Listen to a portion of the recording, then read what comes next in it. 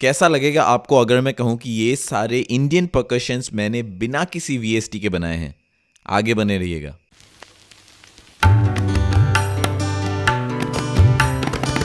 नमस्ते दोस्तों, कैसे हैं आप लोग। मेरा नाम है शुभराज ड्रीम आर्ट रिकॉर्ड से और आज आप देख रहे हैं मेरा वीडियो जहां पे मैं आपको बता रहा हूं कि आप किस तरीके से अपने इंडियन परकशंस, अपने ढोलक, अपने तबला, अपने ढोल कैसे बना सकते हैं बिना किसी वर्चुअल इंस्ट्रूमेंट के, यानी कि बिना किसी सॉफ्टवेयर को डाउनलोड किए, इंस्टॉल किए, किस तरीके से सिर्फ ऑडियो से आप अपने इंडियन परकशंस को बना सकते हैं। और इससे पहले कि मैं आपको बताऊं किस तरीके से आप अपने इंडियन परकशंस बना सकते हैं, मैं आपको बताना चाहता हूं कि मेरा नया गाना आ चुका है, अवेलेबल है मेजर स्ट्रीमिंग प्लेटफॉर्म्स पर और मेरे दूसरे यूट्यूब चैनल पर। अगर अभी तक आपने मेरा गाना नहीं सुना जिसका नाम है पंख, तो आप जाके ऊपर के आई बटन पे दबा सकते हैं, ये आपको लेके जाएगा मेरे दूसरे चैनल पे। आप जाके सब्सक्राइब जरूर कीजिए ताकि आप मेरे म्यूजिक के बारे में अपडेटेड रह सके। और एग्जाम्पल के लिए मैं ये ट्रैक यूज कर रहा हूं, चलिए एक बार हम सुनते हैं कि जो सेक्शन मैंने यहां पे बनाया है वो किस तरीके का साउंड करता है।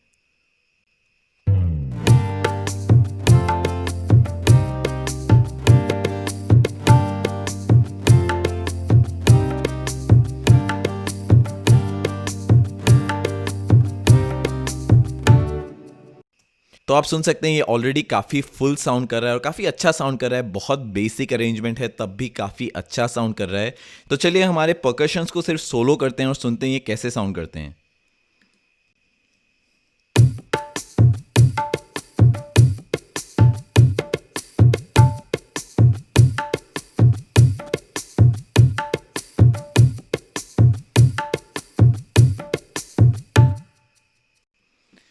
तो आप सुन सकते हैं ये एक तबला फ्लेवर्ड है, लेकिन मैं एग्जैक्टली इसको तबला नहीं कहूँगा क्योंकि ये यहाँ पे बहुत सारी चीज़ें लेयर्ड हो रखी हैं। लेकिन ओवरऑल जो वाइब और एसेंस है वो एक तबला का है। मैं इसको प्योरली तबला नहीं कहूँगा क्योंकि ये हाइब्रिड इंस्ट्रूमेंट है, यहाँ पे बहुत सारी चीज़ें लेयर्ड हो रखी हैं।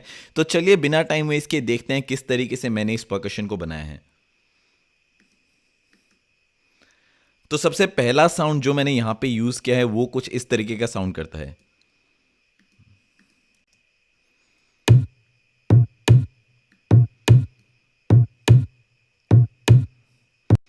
और अगर आप सोचें कि मुझे ये साउंड कहाँ से मिला, क्या मैंने कोई एक्सटर्नल साउंड पैक डाउनलोड किया है, तो मैं आपको बताना चाहता हूँ कि ये ऐसा बिल्कुल नहीं है। यहाँ पे जो मैंने साउंड यूज़ किया है वो हमारे एप्पल के लूप लाइब्रेरी से मैंने यूज़ किया है। और मैं आपको ये साउंड दोबारा सुनाता हूँ।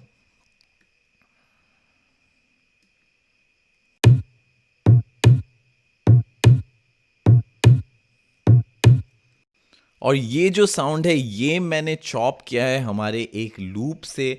और जैसे आप देख सकते हैं यहाँ पे बहुत सारे लूप्स हैं।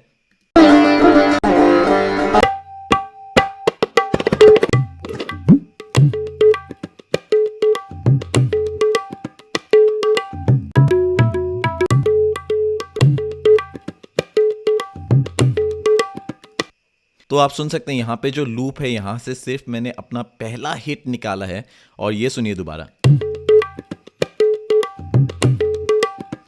तो इस लूप से सिर्फ मैंने वो बेस हिट निकाला है। और अगर आप सोच रहे हैं कि किस तरीके से मैंने उसको किया है, तो सीधे आप इसको ड्रैग एंड ड्रॉप कर सकते हैं यहाँ पे। और जैसे आप देख सकते हैं ये आपका यहाँ पे आ जाता है आपके प्रोजेक्ट पे। और अगर आप इसको सुने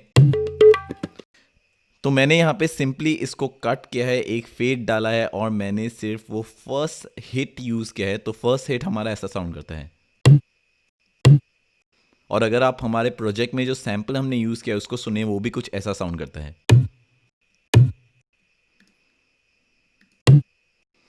ऑब्वियसली मैंने थोड़ी सी ट्वीकिंग की है बाद में ताकि वो एग्जैक्टली सेम साउंड ना रहे, उसके बारे में मैं बाद में बात करूंगा। तो इस तरीके से मैंने अपना पहला हिट अचीव किया है, जो पहला सैंपल है हमारा। और ये मैंने आपको जैसे ऑलरेडी बताया, ये कोई एक्सटर्नल सैंपल पैक से मैंने यूज़ नहीं किया है, ये हमारा एप्पल का लूप लाइब्रेरी से मैंने यूज़ किया है। और ये है हमारा फर्स्ट जो हमारा तबला का लेफ्ट है, उसको मैंने यहाँ से पिक किया है। दूसरी चीज़ जिसके बारे में आपको ध्यान रखनी चाहिए वो है कि ये जो आप हिट्स देख रहे हैं ये सिंगल हिट नहीं है।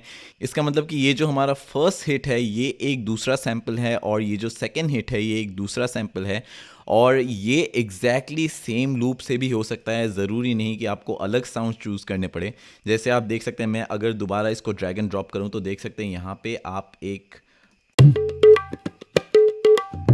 तो ये देख सकते हैं ये हमारा सेकेंड हिट है और ये हमारा फर्स्ट हिट है। तो मैंने दोनों को इसी तरीके से चॉप किया है, जैसे मैंने आपको ऑलरेडी बताया कि मैंने चॉप करके उनमें फेड डाले हैं और मैंने इनको ऑल्टरनेटिवली यूज़ किया है। जैसे आप देख सकते हैं, फर्स्ट मैंने अपना फर्स्ट सैंपल डाला है, सेकंड जो सैंपल है वो सेम सैंपल नहीं है, वो एक दूसरा सैंपल है, तो मैंने यहाँ पे उस सेकंड सैंपल को डाला है, दोबारा थर्ड पे मैंने ये फर्स्ट सैंपल को यूज़ किया है।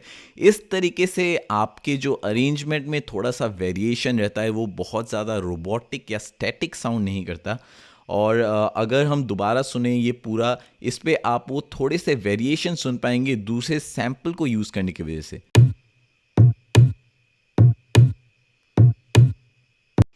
तो ये है हमारा फर्स्ट जो हिट है हमारा लेफ्ट तबला का, वो मैंने यूज़ किया है हमारे लूप लाइब्रेरी से। सेकंड मैंने इसको लेयर किया है, अगर आप देखें ये भी एक हमारा लॉजिक का स्टॉक वीएसटी है, कोई थर्ड पार्टी वीएसटी नहीं है। और अगर आप इस पे देखें तो मैंने यहाँ पे एक तबला लार्ज का यूज़ किया है और इस पे भी मैंने वेलोसिटी चेंजेस की हैं और वेलोसिटी चेंजेस की वजह से इसमें भी थोड़ी वेरिएशन आ रखी है। और अगर हम इसको सुने तो कुछ ये ऐसा साउंड करता है।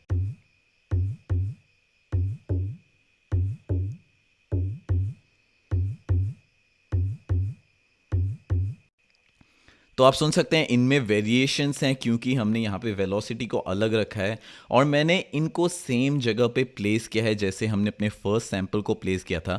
और दोनों को अगर हम साथ में सुने तो दोनों कुछ ऐसा साउंड करते हैं।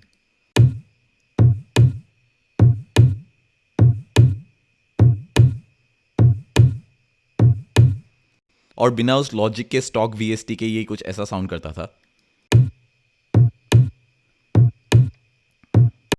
और ये वीएसटी के साथ।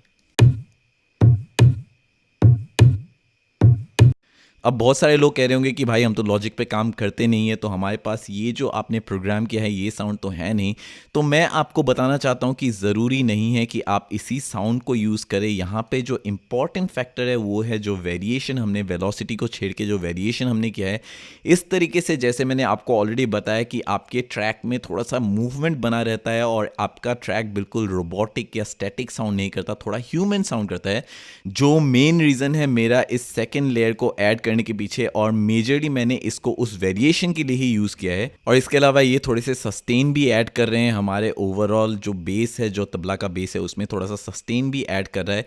आप कोई भी दूसरा वीएसटी यूज़ कर सकते हैं, आप कोई भी दूसरा प्लगइन यूज़ कर सकते हैं, ज़रूरी नहीं कि आप इसी को यूज़ करें। आगे बढ़ते हैं और सुनते हैं हमारे थर्ड लेयर को।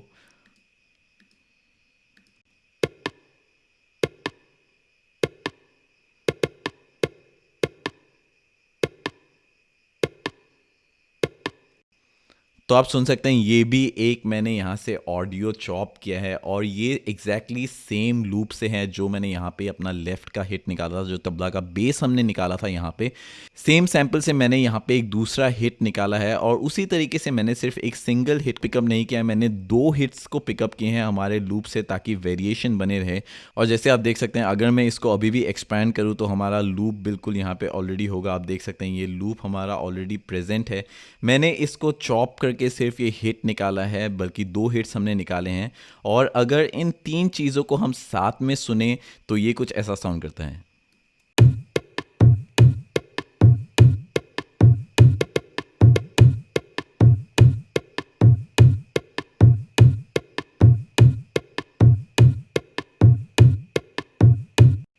तो आप सुन सकते हैं ये थर्ड हिट की वजह से हमारा ग्रूव थोड़ा सा फिल होने लग गया है, भरा लगने लग गया है अभी।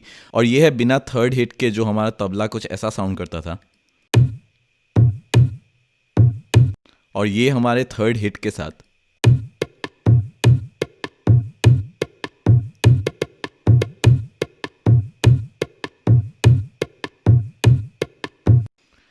इसके बाद जो चीज़ मैंने ऐड की है वो है एक शेकर।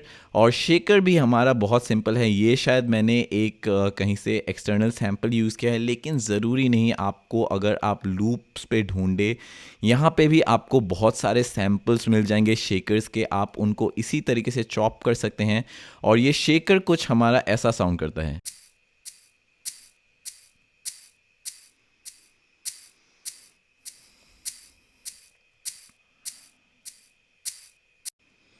और यहाँ पे जो इंटरेस्टिंग चीज़ है वो है कि हमारे पास शेकर का एक ही सैंपल था, यानी कि जिस तरीके से हम यहाँ पे 2 सैंपल्स यूज़ कर रहे थे, ये एक अलग हिट है और हमारा सेकंड जो हिट है ये भी एक अलग साउंड है, अलग सैंपल है।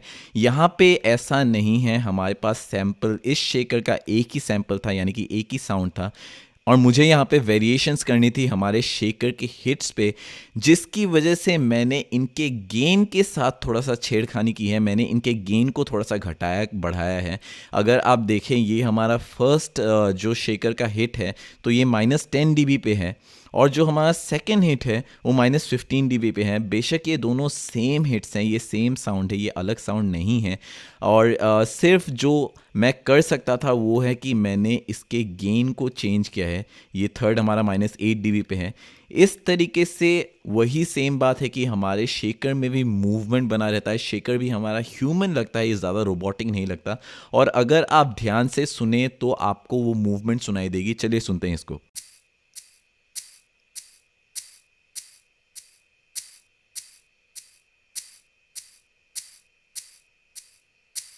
तो आप सुन सकते हैं वो शेकर में जो मूवमेंट है वो सिर्फ गेन की वजह से है। और अगर आप इसको सिर्फ कॉपी एंड पेस्ट करते, सेम सेक्शन को अगर आप आगे पीछे हर जगह कॉपी करते तो ये बहुत ज़्यादा स्टैटिक साउंड करता और ये बहुत रोबोटिक साउंड करता। मैं एग्जांपल के लिए आपको सुनाता हूँ, अगर आप इसको सुने और आप हमारे जो हमने गेन को छेड़ते हुए बनाया है उसको अगर आप सुने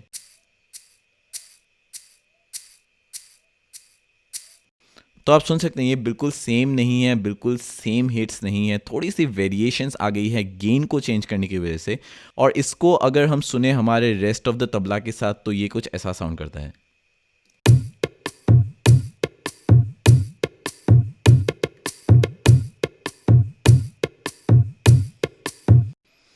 लेकिन इसके अलावा मैंने अपने शेकर पे एक एको का भी इस्तेमाल किया है और ये भी एक स्टॉक एको है और मैंने ये 1/4 ट्रिपलेट का इस्तेमाल किया है और ये है हमारा शेकर एको के साथ।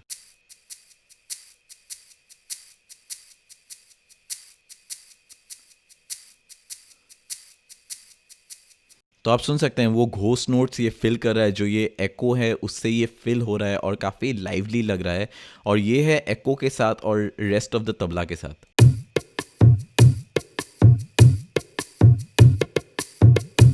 ये था हमारे बिना एको के।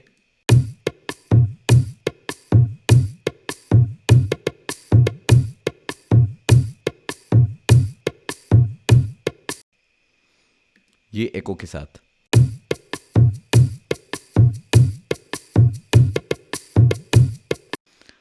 तो अगली चीज़ जो हमने ऐड की है वो है एक दोबारा दूसरा शेकर और ये भी कुछ ऐसा साउंड करता है।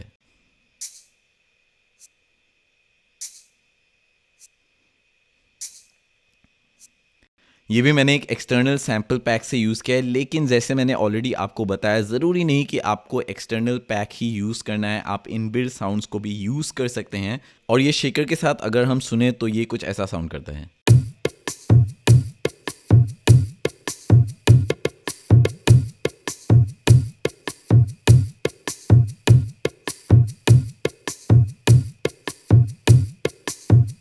तो ये काफ़ी अच्छा लग रहा है, अभी काफ़ी ज़्यादा ग्रूव आ रहा है, काफ़ी ज़्यादा स्विंग आ रहा है, लेकिन थोड़ी सी अभी भी हमें ये स्टैटिक लग रही है, जिसकी वजह से मैंने यहाँ पे घोस्ट नोट्स ऐड किए हैं। और अगर आप सोच रहे हैं ये घोस्ट नोट्स क्या हैं, तो ये हमारे ऑलरेडी यहाँ पे आप जैसे देख सकते हैं स्टॉक हमारा VST है, उसी में से मैंने यूज़ किया है। ये कोई एक्सटर्नल VST नहीं है। तो और जिस तरीके से मैंने इसको यहाँ पे प्रोग्राम किया है वो कुछ ऐसा साउंड करता है।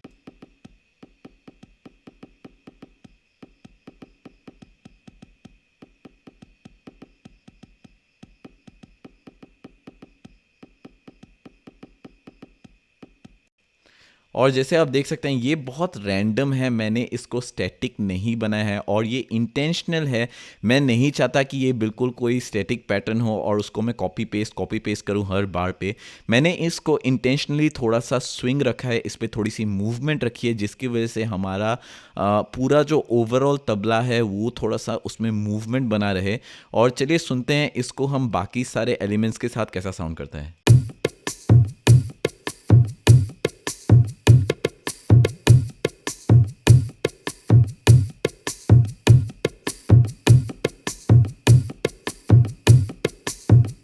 तो आप सुन सकते हैं इसको ऐड करने की वजह से काफ़ी ज़्यादा स्विंग आ गया है, काफ़ी ज़्यादा मूवमेंट आ गया है। मैं आपको बताना चाहता हूँ कि इसी तरीके से मैंने एक हमारे राइट ईयर पे भी यूज़ किया है, इसी तरीके से सेम एक दूसरा घोस्ट नोट हमने यहाँ पे ऐड किया है, लेकिन ये आपके सेम साउंड्स नहीं है जो हमने लेफ़्ट ईयर पे यूज़ किया था, वो सेम साउंड नहीं है, ये साउंड थोड़ा सा अलग है, इवन दो ये भी हमारे लॉजिक के स्टॉक VST से हैं। और जैसे मैंने आपको ऑलरेडी बताया कि ज़रूरी नहीं आप इसी साउंड को यूज़ करें, आप कोई भी साउंड यूज़ कर सकते हैं। इसको हमने मेनली यूज़ किया है सिर्फ थोड़ी सी मूवमेंट लाने के लिए, हमारे पूरे ओवरऑल जो अरेंजमेंट है, जो परकशन का सेक्शन है, उस पर मूवमेंट लाने के लिए। और ये सुनिए इस साउंड को, ये कुछ ऐसा साउंड करता है।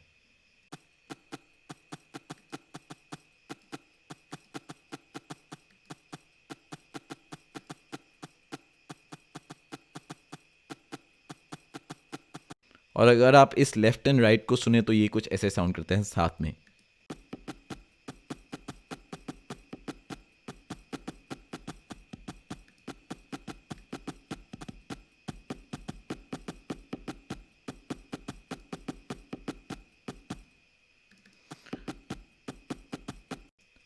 और इनको अगर हम जो हमारे बाकी के एलिमेंट्स हैं उनके साथ सुने तो ये कुछ ऐसा साउंड करता है।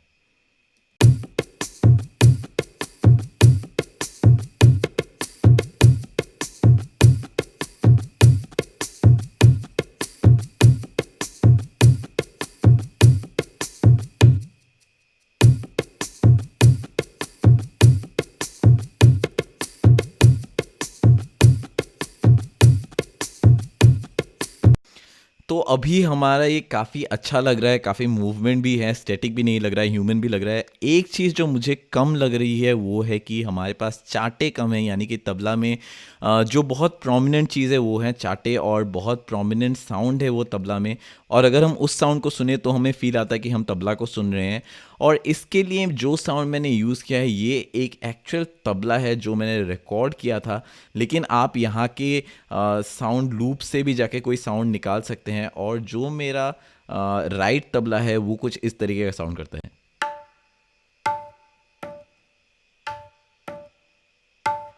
और जैसे आप देख सकते हैं मैंने यहाँ पे भी सेम साउंड कॉपी पेस्ट नहीं किया है हर जगह पे। बहुत लोग हैं वो इस तरीके से प्रोग्राम करते हैं, सिर्फ कॉपी और पेस्ट करते हैं, लेकिन मुझे थोड़ी सी वेरिएशन पसंद है, मुझे ये इंट्रिकेट चीज़ें बहुत पसंद है, मुझे बारीकी में काम करना ज़्यादा पसंद है, जिसकी वजह से मैं इनको अलग अलग सैम्पल्स यूज़ करता हूँ। और जैसे आप सुन सकते हैं ये हमारा जो फर्स्ट हिट है ये अलग है, सेकेंड हिट है और थर्ड हिट है ये भी अलग है। और यहाँ पे मैंने 3 अलग अलग सैम्पल्स का यूज़ किया है। आप भी पिकअप कर सकते हैं, लूप से आप निकाल सकते हैं, आपके पास कोई भी साउंड हो वहाँ से आप साउंड्स निकाल सकते हैं। और इनको प्लेस करने के बाद जो हमारा पूरा तबला का सेक्शन है वो कुछ ऐसा साउंड करता है। तो आप सुन सकते हैं जब ये चाटे आ गए, जब हमारे ये राइट तबला आ गया तो ऑलरेडी हमें ये फील आ गया कि ये तबला है। जब तक ये नहीं था हमें कुछ अधूरा लग रहा था, लेकिन ये चाटे आने के बाद, ये राइट हमारा तबला आने के बाद ये अभी काफ़ी प्रोमिनेंट हो गया कि ये एक तबला का साउंड है। तो चलिए सुनते हैं इसको दोबारा एक बार।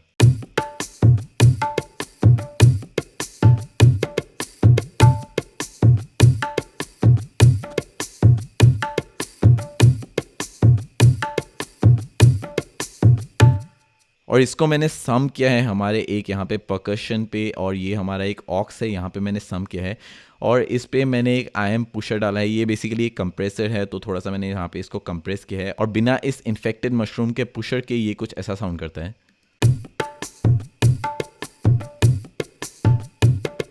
और ये पुशर के साथ।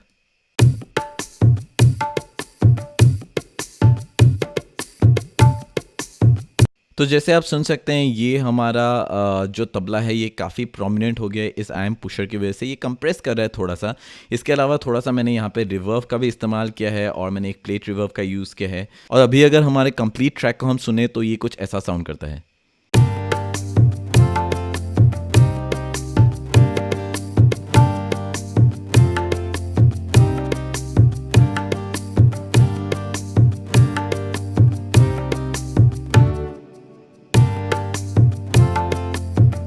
तो बहुत सारे लोग मुझसे पूछते हैं कि भाई हम इंडियन इंस्ट्रूमेंट के लिए कौन सा साउंड यूज़ कर सकते हैं, कौन से VSTs यूज़ कर सकते हैं। तो मैं आपको बताना चाहता हूँ कि आप इस तरीके से अगर प्रोग्रामिंग करें तो आपको कोई VST की ज़रूरत नहीं होगी, और जो आपके पास ऑलरेडी एग्जिस्टिंग VSTs हैं, जो आपके स्टॉक VSTs हैं, वो काफ़ी होंगे आपके अच्छे प्रोग्रामिंग के लिए।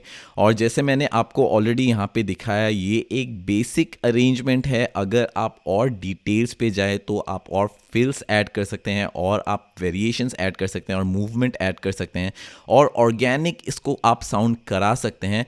तो ये था मेरा वीडियो जहाँ पे मैं आपको बता रहा था कि किस तरीके से आप इंडियन परकशंस को प्रोग्राम कर सकते हैं बिना किसी वर्चुअल इंस्ट्रूमेंट के। अगर आपको वीडियो पसंद आया तो मेरे चैनल को जाके सब्सक्राइब कीजिए, उस बेल के आइकन को दबाना मत भूलिएगा।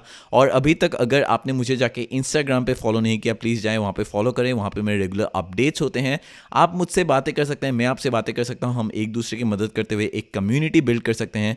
मैं मिलता हूँ आपको अगले वीडियो में, तब तक के लिए टेक केयर, साइन आउट।